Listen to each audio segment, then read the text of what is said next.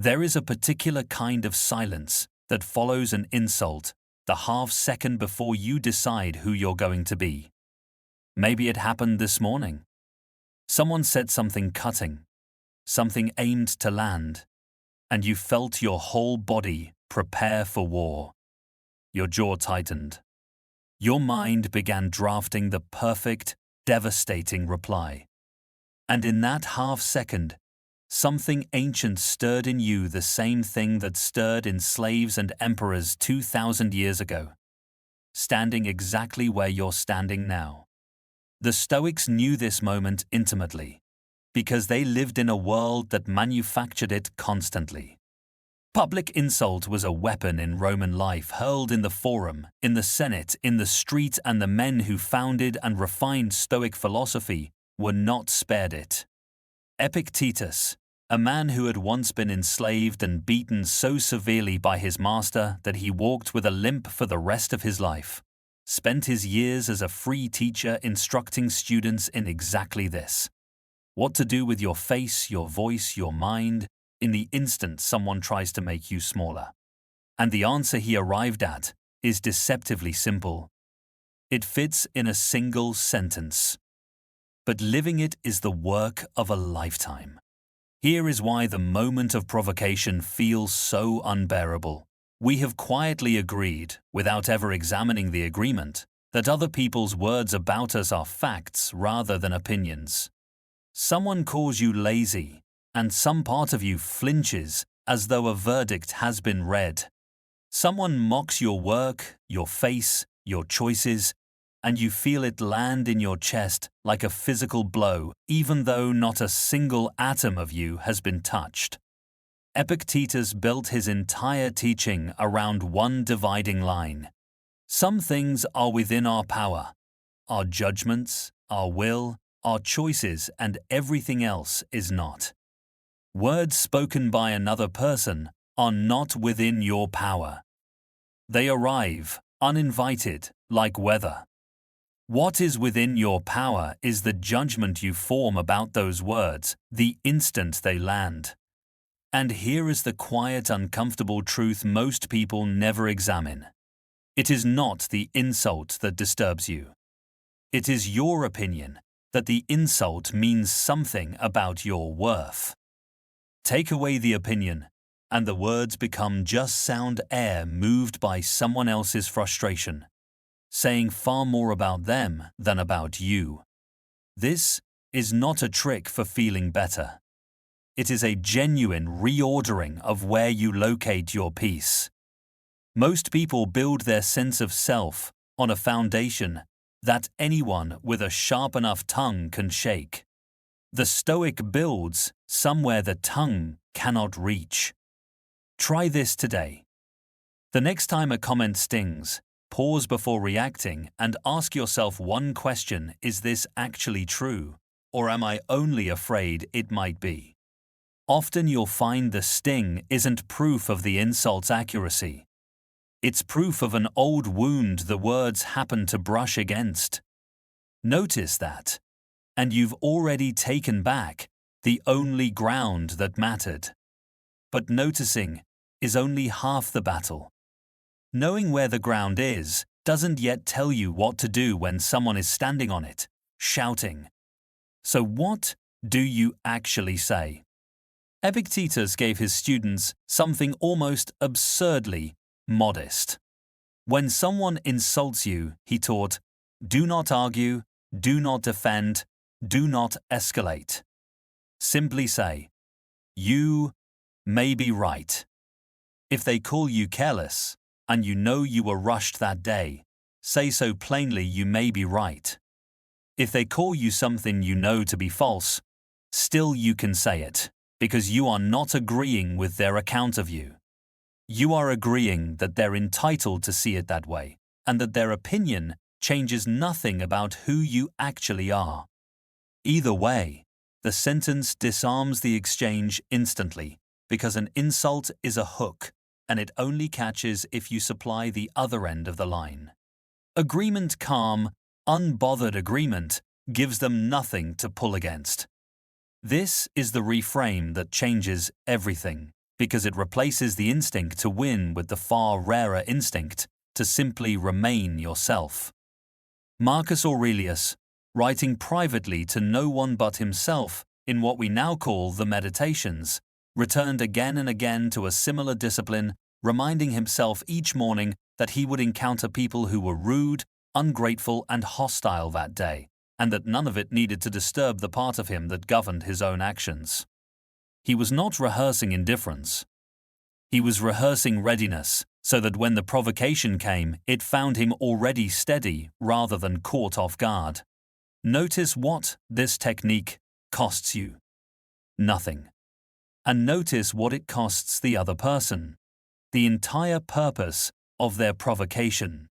They wanted a reaction, a crack in your composure, proof that their words had power over you. You may be right, gives them silence dressed as agreement, and silence, offered calmly, is the one response no insult can survive. Practice this literally, out loud if you have to. In low-stakes moments this week, a rude comment from a stranger, a jab from a coworker. Notice how strange it feels the first time. Notice how quickly the exchange ends. This is not weakness. It is the strength that doesn't need an audience to confirm it. And yet knowing the right words is not the same as having them ready when your blood is already up. What happens when the principle is understood, but the moment still gets the better of us? Because it does. Even Marcus Aurelius, by his own private admission, struggled with irritation. His journal is full of reminders to himself, precisely because the lesson didn't stick on the first 100 readings. The cost of forgetting this discipline is not hypothetical, it's written across ordinary lives every day, including, if we're honest, our own. Consider what tends to happen when we abandon the principle instead of practicing it. An argument that could have ended in one calm sentence instead spirals for an hour, dragging in old grievances that had nothing to do with the original comment. A relationship absorbs damage that outlasts the insult that started it by years. None of this requires a famous historical catastrophe to illustrate. It requires only an honest look at the last time you let a provocation run the show, and what it actually earned you once the heat wore off. Usually, nothing. A depleted evening. A relationship slightly more brittle than before. A version of yourself you didn't especially like. This is the paradox at the center of Stoic practice. The philosophy that looks, from the outside, like restraint and even coldness is in fact the only path to real freedom. The person who must respond to every provocation is not strong. They are captive, their peace held hostage by whoever is willing to provoke them. The Stoics understood that reactivity is a kind of slavery with an invisible master. Anyone rude enough to pull the trigger.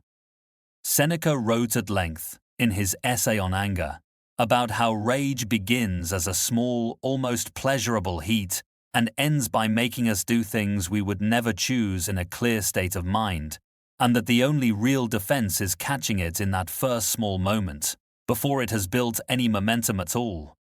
So the cost of ignoring the discipline isn't dramatic.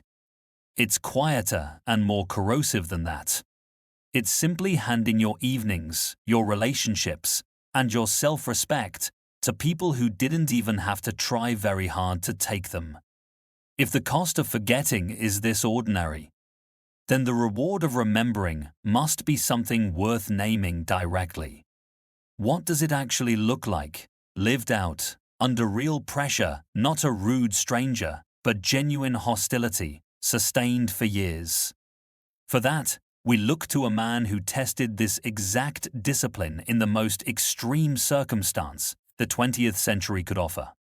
James Stockdale was a United States Navy pilot shot down over Vietnam in 1965 and held as a prisoner of war for over 7 years, much of it in solitary confinement and under torture.